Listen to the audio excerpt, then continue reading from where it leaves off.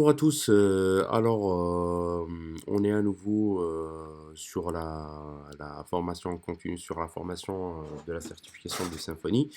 Là maintenant avec le module de Symfony Architecture. Donc comme vous voyez c'est une mind mapping assez riche qui contiennent beaucoup d'informations. Donc on va essayer en fait de la faire sur deux vidéos.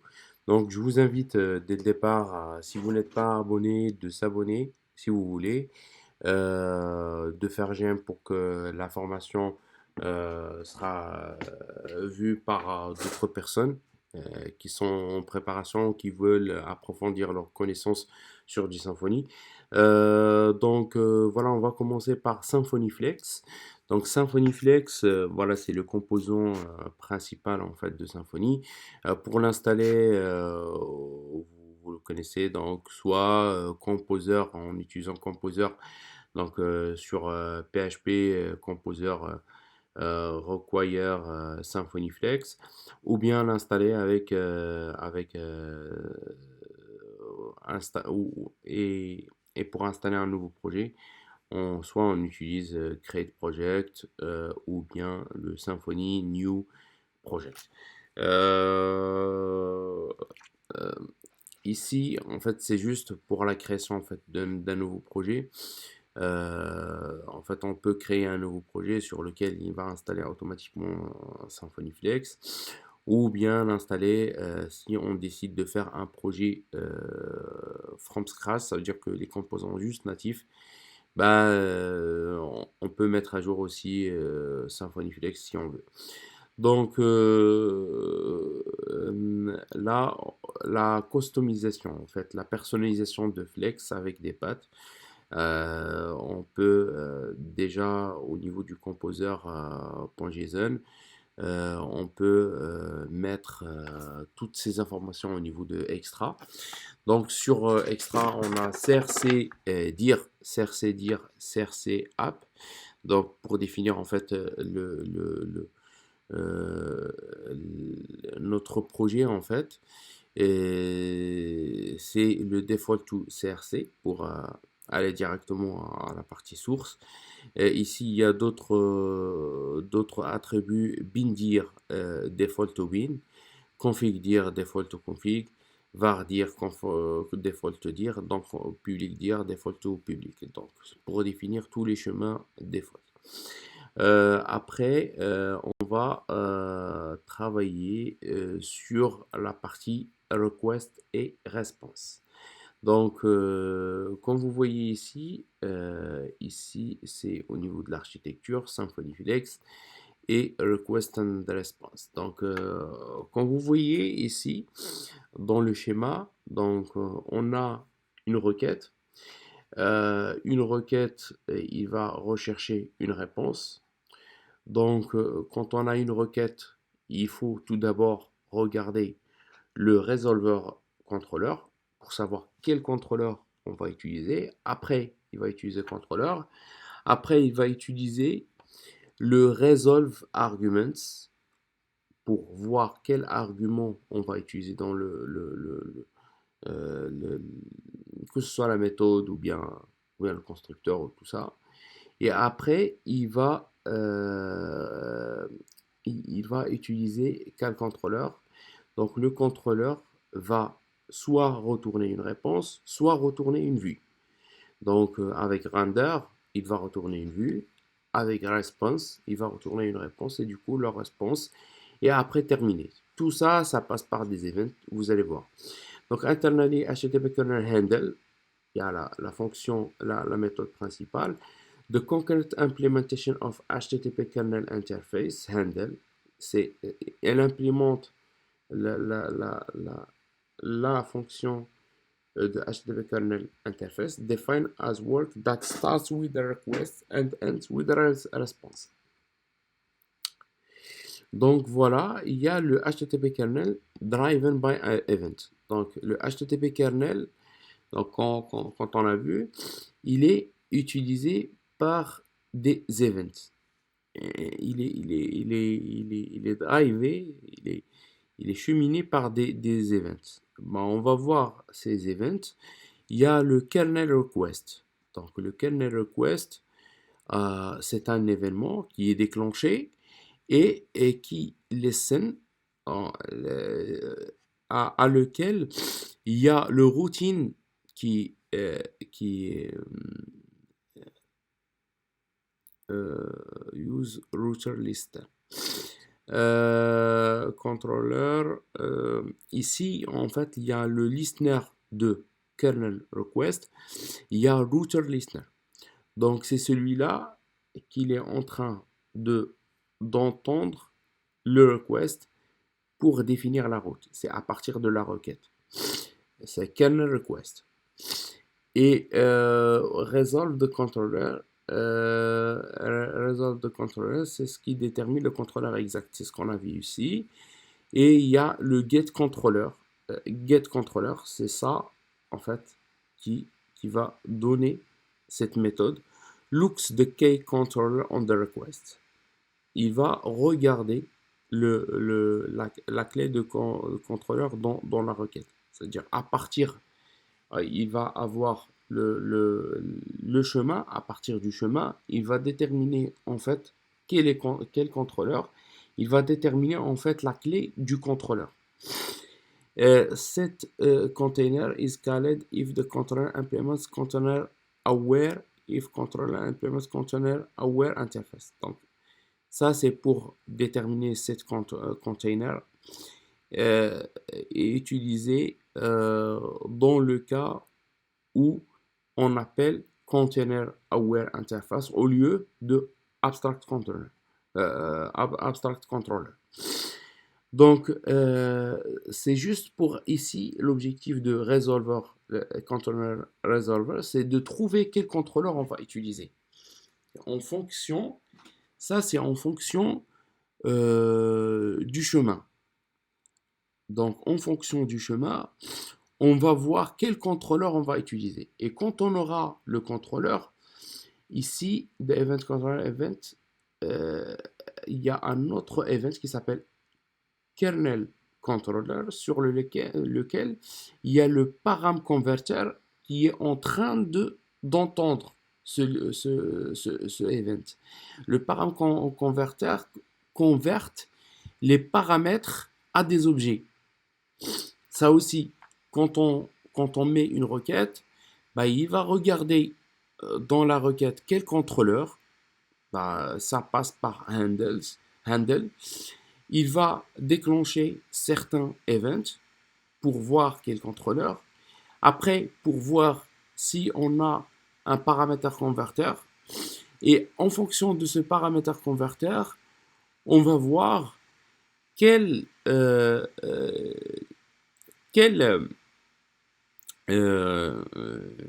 argument correspond à quel objet au niveau du contrôleur, au niveau de la méthode. Vous allez voir. Controller arguments, il y a argument resolver interface get arguments. Ça va utiliser un argument resolver interface get arguments pour avoir les arguments. Ça, on peut avoir les arguments que ce soit, vous allez voir, que ce soit au niveau voilà, des paramètres converteurs, ou bien de voir les arguments avec le type hint. Donc, c'est le controller argument qui va regarder les arguments du contrôleur. Calling the controller, if the controller return a response, so the kernel response will be called. Si le contrôleur retourne une réponse, alors le kernel va mettre une réponse. Ça veut dire que on a une réponse. Ça veut dire que le contrôleur, il va retourner une réponse. Donc le kernel, il va retourner une réponse. Donc calling the controller. If the controller return something different to response, ça veut dire que le contrôleur, s'il a retourné du HTML, s'il a retourné quelque chose de différent de, par exemple, il va retourner une vue, une twig. Bah, dans ce cas, so it's the work of kernel view. C'est un autre event qui est lancé et qui permet de convertir la twig à une réponse. Vous allez voir, le kernel view, il va utiliser argument resolver interface get arguments. Typical purpose transform a non-response return value from a controller into a response. Donc voilà. Donc ce qui va écouter kernel view, c'est argument resolver interface get arguments. Normalement, ça je suis pas sûr que ça existe. Je vais le confirmer un peu plus tard. Mais ce qui est sûr, c'est que le kernel, ici, ça va être lancé comme event et on va transformer en fait le retour du contrôleur, ce que le contrôleur a retourné, à une réponse en utilisant les listeners de kernel.view. Kernel response, donc c'est une kernel response dans le cas où on retourne ici une réponse. Alors, kernel point terminé. The final event, it occurs after HTTP kernel handle and after the response was sent to the user. Si on a terminé en fait notre réponse, bah, on aura un kernel terminé qui va être déclenché. Et tous ces events, c'est des events que Symfony utilise et que vous pouvez utiliser pour faire vos listeners ou bien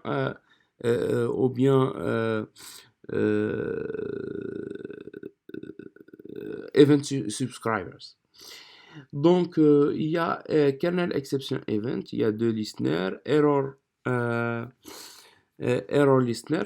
Bah, ici on regarde, c'est error listener qui va regarder kernel.exception et qui va le convertir à une flatten exception. It implements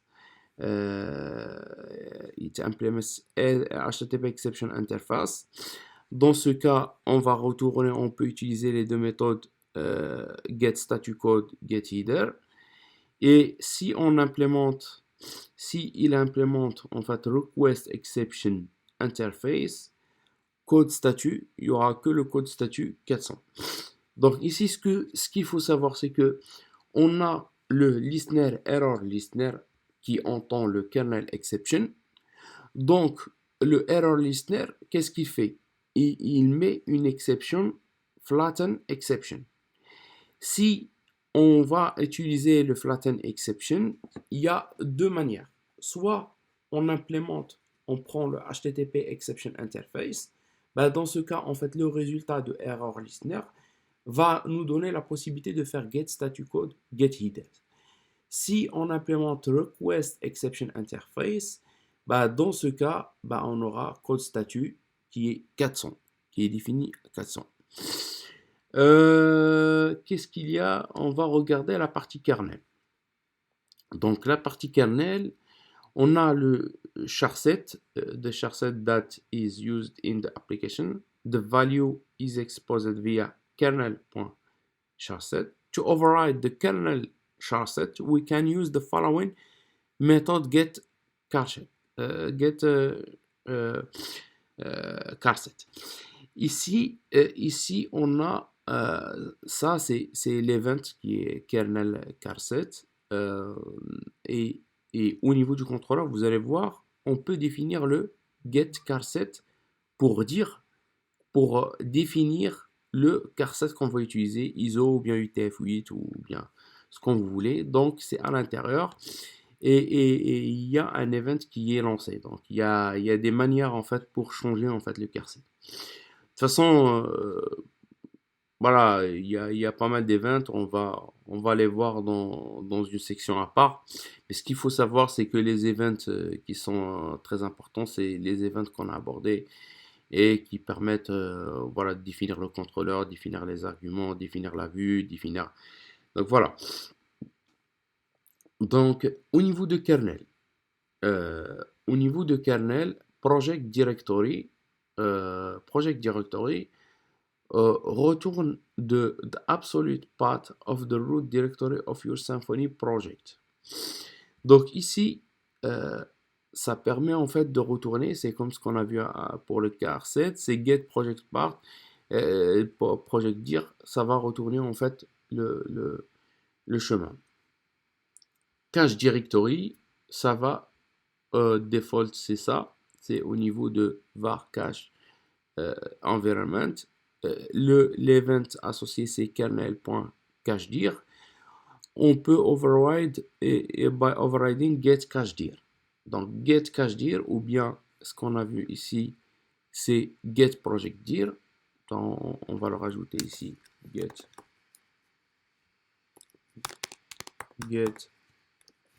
project dir.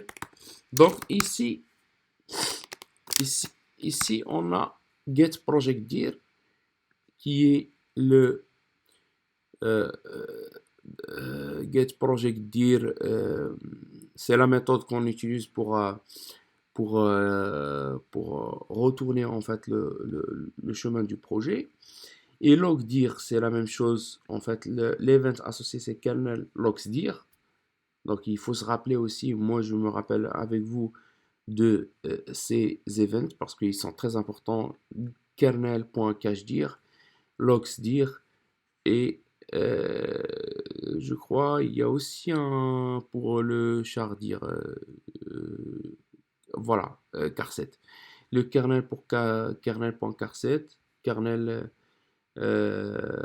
kernel.cachedir pour les caches et kernel logdir pour laisser et get logdir. Donc si vous avez remarqué en fait toutes ces méthodes, si vous apprenez en fait que ce soit la méthode ou bien l'event, vous allez voir que les underscores ils sont remplacés en fait par un camel case qui est get log dir. Donc dir majuscule ou bien get cache dir ou bien get car7. Voilà, et container build time. Donc, c'est pour reproductible build philosophie. To be ensured that is downloadable from a source, a safe source config. Donc, ici, c'est pour définir en fait le temps, le temps de build. Mais ici, c'est surtout en fait c'est pour définir en fait le temps que ça prend un build du projet Symfony. Voilà.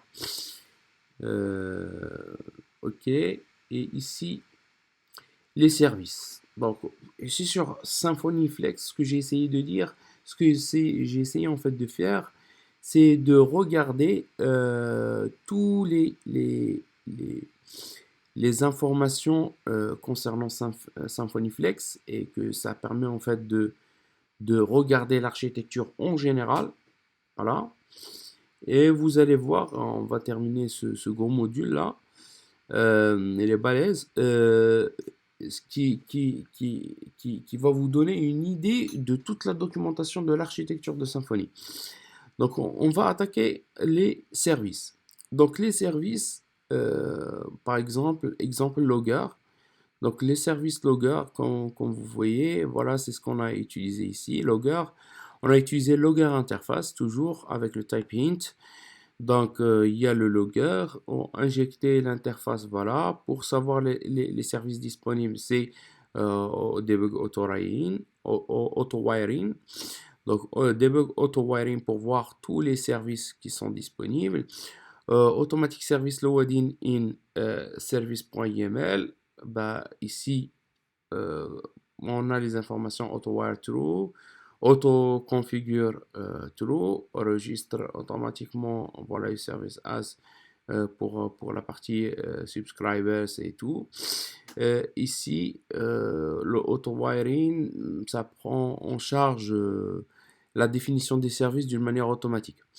Donc, voilà. Donc, c'est ça. Pour voir set argument for typing, the other argument will be auto-wired automatically because we have used the name of interface or class to use.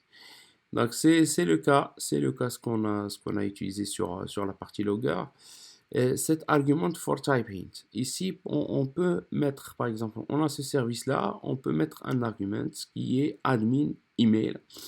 Et voilà, on peut mettre cet argument comme on peut mettre cet argument comme argument au niveau de votre méthode. Service parameters. Dans la méthode qu'on va utiliser, hein. Service parameters. Donc le service parameters, donc on a des méthodes qui sont simples, vous les connaissez je crois, si vous avez déjà travaillé sur Symfony. Alors, au niveau du container, on peut mettre has parameters, mailer transport, container get parameters, c'est mailer transport, et container set parameters, c'est mailer transport, et on met en fait le paramètre. Donc si vous voyez ici, c'est plutôt au niveau du container. Et ça,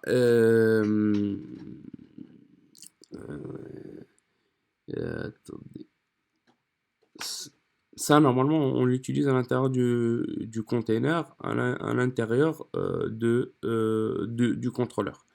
Ça dépend.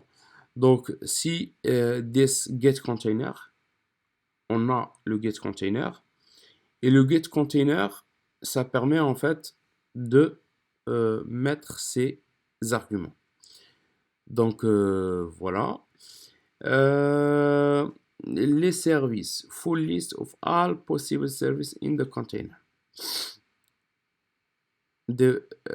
All possible in the container. Voilà, ici, on va regarder tous les services qui sont disponibles dans le container, debug container. Binding arguments. Donc, binding arguments, ça veut dire qu'on va mettre des arguments. Ici, on va dire que, voilà, pour bind, pass the value of any administrable argument of any service that's defined in this file. Ça veut dire que n'importe quel service qu'on va créer, s'il aura un admin email, automatiquement, cette valeur, ça va être ajouté automatiquement au service, s'il n'est pas défini, s'il n'est pas surchargé. Donc, à la création du service, automatiquement, voilà, il va faire appel à ces informations. Par exemple, ici, c'est la valeur en fait de request, de logger, monologue, request. Si on utilise cet argument, voilà, c'est ça en fait le binding. Ça veut dire que tout argument concernant un des services qu'on vient de créer et qui s'appelle par exemple admin email, il aura comme valeur manager@example.com. Alors on va passer if the auto-wire is true in the default section of service.yml, all the services in that container will be using the type hint for all arguments in the construct method. Ça veut dire que voilà, automatiquement, si on a le auto-wire, on n'est pas obligé de définir le service au niveau de services.yml. Donc c'est directement avec l'interface, on peut utiliser le service. Don't need to use tag because auto-configure is true. Donc ici, c'est pas la peine d'utiliser les tags parce que le auto-configure est true. Donc, comme on a vu la partie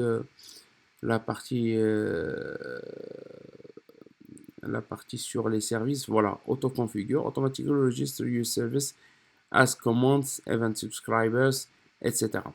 Donc ici, c'est automatiquement en fonction de l'interface, il va utiliser les tags. Tu n'as pas besoin de mettre les tags parce que automatiquement, il va configurer, il va regarder la classe interface que tu as utilisée et il va les configurer, il va vous donner la possibilité d'utiliser le service sans configuration des tags.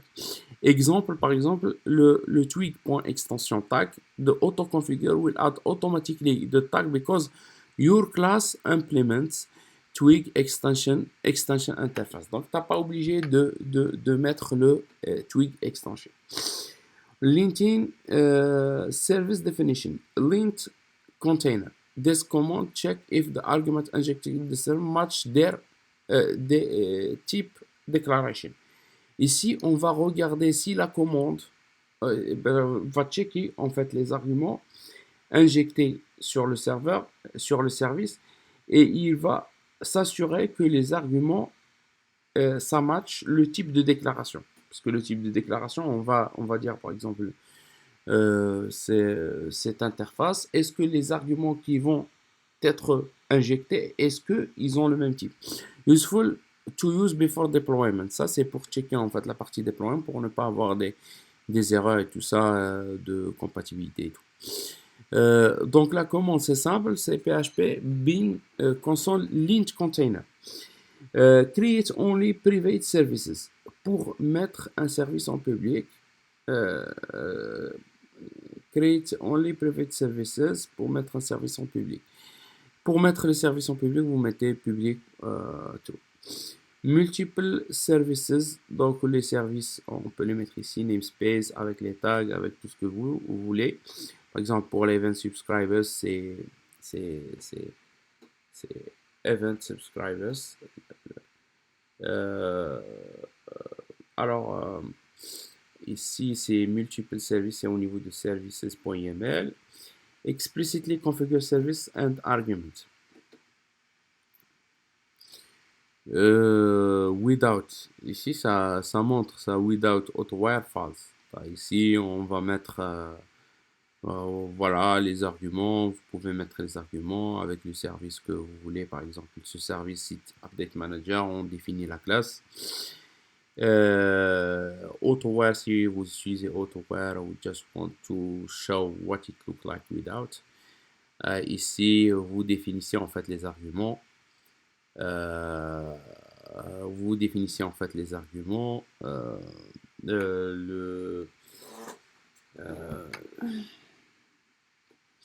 vous définissez en fait les arguments ici. Le mailer, par exemple, votre service, il y a message générateur, mailer, superadmin@exemple.com. Ça c'est pour mettre par exemple un service, votre service. Vous mettez les arguments. Voilà, et vous pouvez l'utiliser après avec directement en appelant soit le nom de la classe, soit le nom de l'interface si vous l'utilisez. Ici, en fait, les arguments se seront injectés automatiquement. Voilà. Voilà, c'est ça. Qu'est-ce qu'il y a? Create un event listener. Donc, un event listener. On va travailler sur les events. Alors, create un event listener. Donc, pour créer un event listener, tout d'abord, if the bug, the method attribute is defined, it will call it, else it will call the following structure on camel case of the event name in the example of on kernel exception, as it will call the method invoke as it throw an exception. Donc, create an event listener. Donc, vous allez voir sur la partie event listener.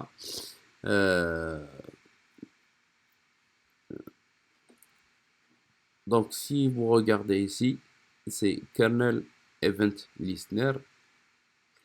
Donc, ça, c'est le nom ça au niveau du tag, on a le nom et l'événement c'est kernel exception. Donc si vous regardez ici, vous allez regarder, il a utilisé au niveau de listener, exception listener, on a utilisé on kernel exception. Le on kernel exception, ça revient à ça, kernel on rajoute on, et kernel exception en camel case. Donc voilà, c'est ça. Alors, là, c'est ça. Si jamais, en fait, il ne trouve pas en kernel exception, il va retourner, en fait, invoke. Si jamais ça ne le trouve pas, ça va retourner, en fait, throw exception. Donc, creating an event subscriber. Donc, l'event listener et event subscriber, ça ressemble. Mais il y a une certaine différence, vous allez le découvrir par la suite. Donc, le kernel event listener, voilà. euh, et le kernel.eventSubscriber. Donc ça, c'est pour les event subscribers. Les event subscribers, ça implémente event subscriber interface. Ça, on définit sur l'event subscriber, on définit le get event subscriber event. C'est là où on va définir, regarder l'event. Ça veut dire que ici, on regarde le exception. Et voici les méthodes qu'on va lancer avec une priorité ici. Donc ces méthodes, on va les lancer parce que voilà, ils sont en train de listener ici exception. Voilà, on a la méthode. La différence, c'est que ici, en fait, on connaît automatiquement les méthodes. Tout est dans la même classe. On n'a pas besoin de faire des configurations. Les event listeners, on a besoin quand même de faire une configuration qui écoute sur des services qui écoutent sur les events listeners, les events. Donc, comme on a vu ici, pour mettre une exception listener, donc on doit faire une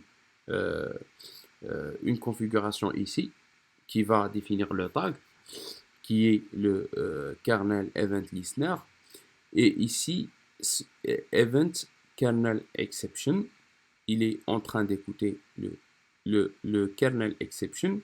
Et qu'est-ce qui est en train d'écouter le event kernel exception?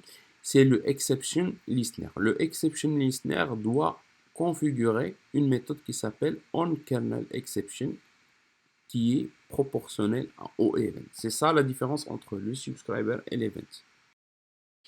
Alors, on va continuer sur case of multiple request, master request and sub request. Donc voilà, c'est simple. Request, on va prendre l'event et on va poser la question is master request pour voir est-ce que c'est master request ou bien sub request.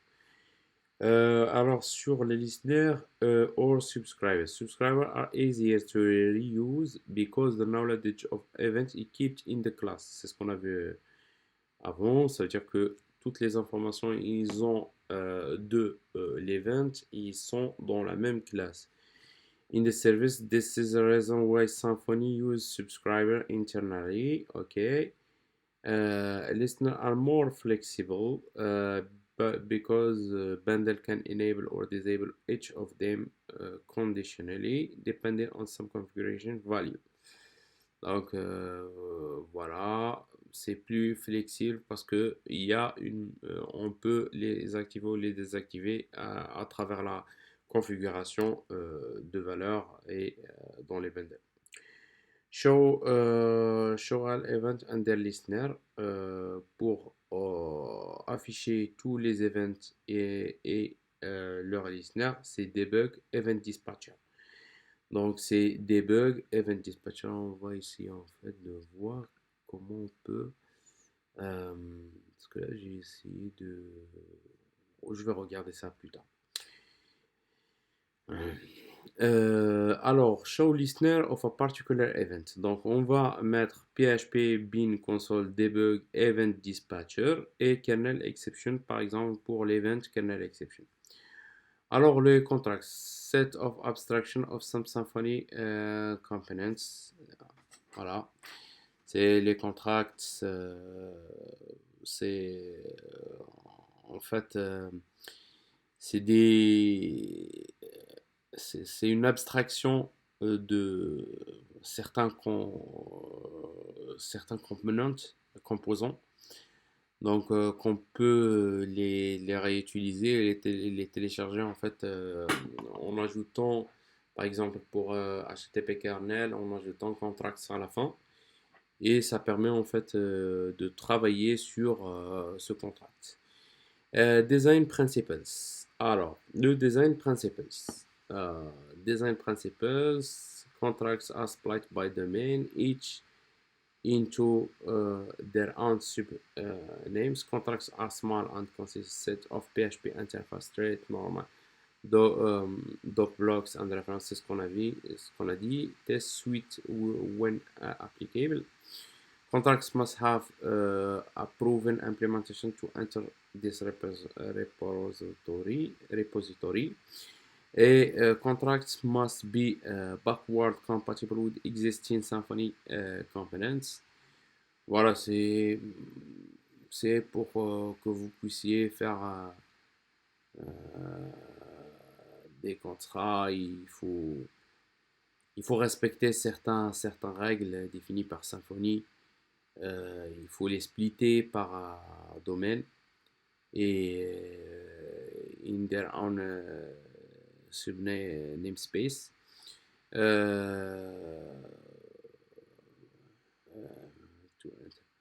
Et il faut que ça prouve l'implémentation pour rentrer dans le repository. Contracts must be backward compatible with existing Symfony components. Ça veut dire que le contrat doit être compatible avec les composants de Symfony. Donc on va parler des bundles. Is similar to plugin application. Must be enabled in config bundles.php. Voilà, c'est pour les bundles. Ce que vous voyez ici, c'est au niveau config bundles, on met le bundles à true. C'est là où on configure, on l'enable pour créer un bundle. Donc, création d'un bundle, comme vous voyez, normalement, il y a une commande pour faire ça. On va la regarder. Create a CSC directories, added a new file called acm testbundle.php. Donc voilà pour créer un bundle qui se test bundle, et ça c'est à l'intérieur en fait de ce dossier. Pour le créer, normalement il y a une voilà, on crée extends bundle. Ce fichier il est extends bundle. Pour l'activer, c'est au niveau de config bundles app acme test bundle, et on met alt. Il faut que je cherche parce qu'il y a une commande, je crois qu'il y a une commande qui permet en fait de créer un bundle. Bundle directory structure, comme vous savez en fait la structure des bundles, il y a controller, dependency injection, resource config, resource views, ressources publiques, tests. Ça, c'est ressources config, ça pour routine, ressources view. Voilà pour les twigs, et ressources publiques pour les web assets, et controller, form, tout ce que vous voulez avec la structure de bundle. Donc on a terminé en fait de Symfony Flex. Après, je vais chercher en fait, vous pouvez chercher vous-même sur la commande qui permet de créer un bundle, ça pourrait être vraiment utile. Voilà, grosso modo c'est ça. Là maintenant on va attaquer la partie licence. Donc la licence c'est tout simple, c'est Symfony, c'est sous licence MIT. Donc ça a été créé 2004, 2004 2005, 2004 2020. Fabien Potencier, c'est copyright. Après ça c'est pas de, ouais, copyright, Fabien Potencier. Very limited restriction in reuse. Very limited restriction in reuse. Compatible with copyleft. copyleft. Very limited section in use, ouais. C'est-à-dire que il y a plus d'ouverture de la réutiliser et d'utiliser le code. Framework Compatibility and PSR. Donc, euh, si bon raison d'utiliser Symfony, ça c'est, je crois, c'est des informations voilà, à mémoriser, c'est tout. Réputation since 2005, c'est pour cela que voilà. Et performance, performance, la réputation, ça ne veut pas dire la création. Performance, référence, voilà, il y a des références qui utilisent Symfony. Innovation, ressources community doc. Interopérabilité, use, ça veut dire interopérabilité. L'utilisation, il donne des composants à utiliser et il partage des composants à utiliser et beaucoup et il utilise certains composants en fait. Voilà, c'est ça. Euh, Framework, donc code styling, donc installe PHP CSXR pour être vraiment pour, euh, pour utiliser la bonne qualité en fait du code. Euh, Structure la bonne qualité du code et au niveau de structure on va lire ça rapidement parce que il y a les codes standards, ça ce sont les codes standards définis par Symfony. Donc add single space each comma délimiter, ajouter un seul espace avec point virgule, ajouter un seul espace euh, entre égal, un, with exception. Place une array opérateur under point d'interrogation tiré adjacent to the affected variable. Always use identical comparison unless you need type juggling. Use Unicode condition when checking a variable against an expression to avoid an accident assessment inside the condition statement. This apply. Yoda exception, Yoda condition, ça veut dire Yoda, c'est quand on met en fait la valeur avant euh, la variable. Voilà, add akama, on va mettre par exemple 2 est égal, on peut mettre 2 est égal, test. Ça c'est Yoda exception. Surtout ces conditions. Add the comma add the comma after each array item multi-line array after even after the last one. Donc voilà pour la partie array. Add the blank line before return exception unless the return is alone inside a statement group. Use return null when a function explicitly return null value and use return when the function returns void values. Voilà, il faut retourner retourne nul si vous retournez nul. Si vous retournez void, vous pouvez mettre return point virgule. Use braces to indicate control structure body regardless of the number of statements it contains. The number of statements it contains. Define one class per file, ça veut dire définir une classe par fichier. This does not apply to private helper class that are not intended to be instanced from the outside, and those are not concerned by the PSR 0. Declare the class inheritance implementation des classes. Donc ça sert à rien que je lis tout ça, c'est des recommandations de Symfony, donc vous pouvez stopper la vidéo pour regarder ça. Si vous êtes intéressé, sinon vous pouvez regarder la documentation officielle concernant le code standard. Donc c'est une liste que PHP recommande. Normalement avec PHP 6 Fixer, normalement ça sera tous corrigé. Après, le naming convention, c'est la même chose, on va regarder rapidement.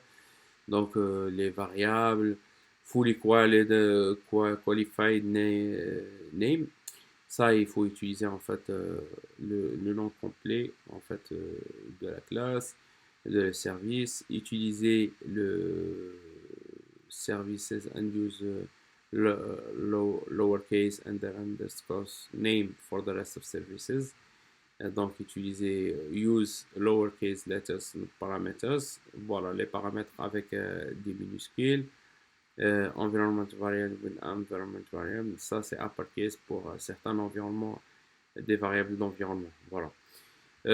Alors, pour la documentation, c'est PHP Doc, donc vous pouvez stopper la vidéo pour lire tout ça, ou bien les traduire, ou bien regarder la documentation Symfony. Donc, c'est des PHP Doc, c'est par rapport à PHP Doc, voilà. Licence, donc licence et MIT, c'est ce qu'on a dit avant. Normalement, ça devrait être inclus au début de chaque fichier, avant le code. Donc les PCR, il y a d'autres PCR, donc on va juste aborder PCR 1, PCR 2, PCR 4. PCR 1, il dit il faut utiliser seulement ça et seulement ça pour définir le code PHP. Euh, and tags, voilà. Euh, alors, et file must use only UTF without bomb. Voilà, les fichiers devraient utiliser juste UTF-8 without bomb for PHP code. Déclare un side effect, either declare class function or cause side effect, but should not do both. File should either declare symbols or cause side effect. Voilà.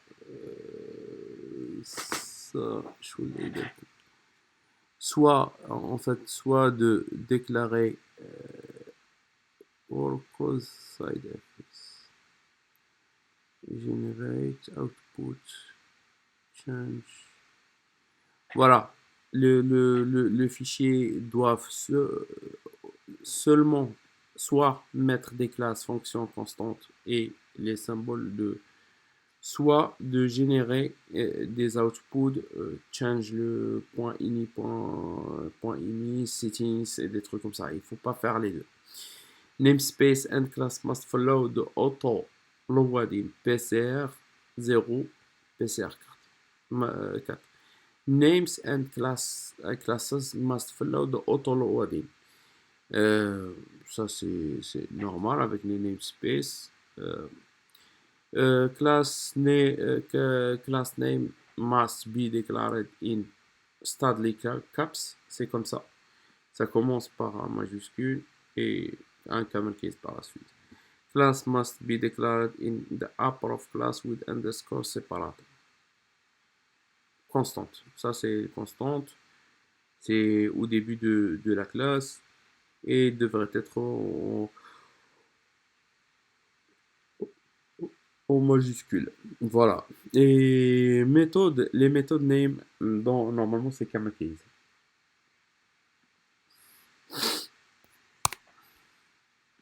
Alors PCR2. PCR2, donc must follow code styling PCR1, 4 spaces identine not tabs, ça veut dire 4 spaces pour le début de chaque ligne. Le must be hard, ça veut dire que limit length, la ligne c'est entre 80 et 120 caractères. Must line after the name declaration, one block after the name declaration, and must be blank line after the block of declaration. Opening braces, les accolades for must go on the next line and closing brace go the next line after the body. Ça c'est pour les classes, donc on doit ouvrir les accolades après le nom de la classe. Il faut retourner à la ligne et retourner en ligne et fermer la collab. Et idem pour les méthodes. Par contre, pour euh, par contre, c'est pas la même chose. C'est pas visibilité masse. On va regarder parce que pour les classes, on pourrait les faire. Pour les méthodes, on pourrait les faire. Mais par contre, pour les if et les machins, non, il faut pas les faire. Il faut ouvrir la collab directement dans la même ligne. Vous allez voir. Visibility must be declared all property method abstract before the visibility. Be declared abstract and final must be declared before visibility. Ça veut dire qu'on doit commencer par abstract, private, abstract, public. Abstract comme ça. The control structure keyword must have one space after them. Method and function call must not. Opening braces for control structure, c'est ce qu'on a vu pour ouvrir, must go on the same line, dans la même ligne. Et closing braces must go on the same line after the body. Ça veut dire que dans la même ligne après le body. Opening parentheses for control structure must not have a space after them, and closing parentheses of control for control must not have space before. Donc, on va travailler sur PCR4. Alors, PCR4, on n'est pas obligé de faire tout ça, c'est par rapport au qualified name. Donc, ce qu'il faut savoir retenir ici, c'est master top level, vendor. Qualified name have one or more subnames name. The fully qualified name must have terminate class name. Class name, ça veut dire il parle juste du qualified name, le nom complet en fait du service ou bien de la classe. Donc je vous laisse si vous voulez lire ça, mais c'est des informations utiles par rapport au qualified name et par rapport au PCR4. Donc voilà. Donc release process, ça va vous montrer release process pour les versions de Symfony, la gestion de déprécation, la gestion de pas mal de choses. Vous allez voir les temps que ça prend chaque version et tout ça. On va commencer par Symfony version. Donc il y a 3 versions. Symfony patch version, containing bugs, ça contient des bugs, et come each month, donc chaque mois. Et Symfony minor version, donc come out every 6 months, chaque 6 mois, et fixe les bugs et les évolutions. Et Symfony major version, come out every 2 years, ça veut dire chaque 2 ans. You must do modification before upgrade. Donc voilà, il y a le patch minor major. Donc la partie développement, il y a la développement format to add new feature, et il y a stabilisation, 2 months to fix bug, prépare un release. Ça, ce que ça prend en fait la partie développement. 4 months to add new feature, ça veut dire 4 mois, 4 mois pour ajouter une nouvelle feature, une nouvelle fonctionnalité, et 2-3 mois to fix bugs, prepare a release and wait for ecosystem to catch up. Donc maintaining, la maintenance, donc voilà les minors starting from version 3. Branch, the number of minor version is limited to 5 per branch, to 5 per branch. Alors que pour la version type, donc au niveau de la version type, il y a standard. Donc il y a standard qui est bug take, security issues. Normalement, ça, la maintenance, ça reste pendant 8 mois pour les bugs et pour la sécurité. Long terme support LTS, c'est les bugs, ça prend 3 ans, et les security, ça prend 4 ans. Allow developers to upgrade with confidence from minor version to Symfony to next one. Ça veut dire que les entreprises, là maintenant, ils travaillent avec des versions. Quand ils travaillent avec des versions, il faut savoir, là on va expliquer comment faire la migration sur du Symfony. Donc Symfony développe, quand il développe une majeure version. Majeure version, ça quand on parle de 1, 2, 3, 4, 5. On parle des numéros. Ça, c'est la majeure version. Et quand il y a les mineures versions, c'est quand on parle de 3, 3.4, 3.5, 3. Donc Symfony, quand il développe la 4, il développe en même temps une version, la dernière version de la dernière stable version. Par exemple, quand il développe la 4, il développe en même temps la 3.4, avec les mêmes fonctionnalités, avec tout. Mais par contre, il met des deprecations au niveau de la 3.4. Donc, quand on upgrade, on doit migrer vers, par exemple, quand on travaille par exemple avec la 3, on doit migrer vers la 3.4, résoudre déjà toutes les déprécations avant d'upgrader vers la nouvelle version qui est la 4. Rational. Company a strict and predictable timeline they can rely on. Ça, c'est ce que donne Symfony. Two release in 1 year, 2 releases chaque année. The only motors version allowed to break out backward compatibility.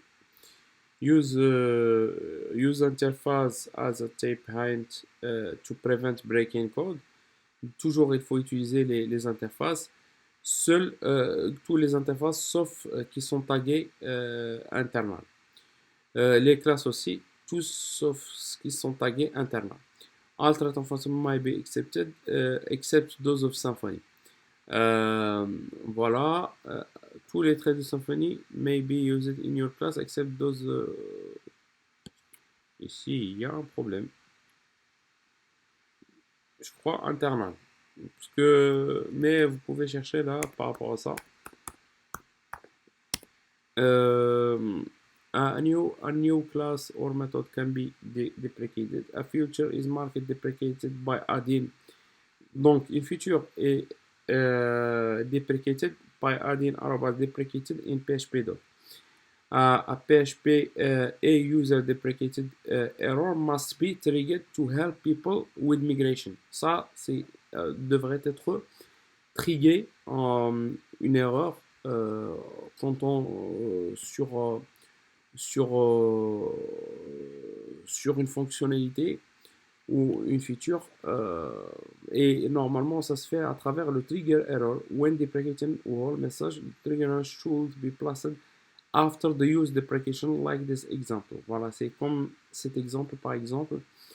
On va ici définir la classe, mais au début on va faire un trigger error sur lequel on met voilà et user deprecated. Donc voilà, et deprecation must be added to the changelog.md of impacted component. Ça veut dire que le composant impacté qui contient la feature à mettre deprecated, on devrait mettre au niveau de changelog dans le fichier. Je crois que c'est ici, c'est un changelog ici. On met la version, on met remove deprecated class use ressemble instead. Removing the deprecation is should done by only every 2 years in a master branch the next major version. Donc removing, il faut supprimer la déprécation. On va ici on va travailler remove the deprecation issued only once every 2 years in master branch of the next major version. C'est-à-dire qu'on peut supprimer la déprécation qu'après 2 années sur le master branch. Donc jusqu'à maintenant, on a terminé en fait la première partie de Symfony Architecture pour la préparation de la certification Symfony 5 et 6. Je vous souhaite une bonne préparation et je vous invite à faire j'aime si vous voulez pour augmenter la visibilité du vidéo. Je vous invite aussi à s'abonner à la chaîne parce que ça va vous aider par la suite parce que je poste des vidéos sur la certification. Là maintenant on a 2 modules. Prochainement, très prochainement en fait, avec une cadence de chaque 3 jours une vidéo. Donc vous aurez les nouveautés et surtout à la fin, si vous vous demandez en fait d'avoir euh, les, les, les mind mapping, on peut je peux les partager. Cette vidéo, je vous invite à me suivre sur YouTube pour être vraiment notifié des nouveaux vidéos de la certification Symfony. Merci, à bientôt, au revoir.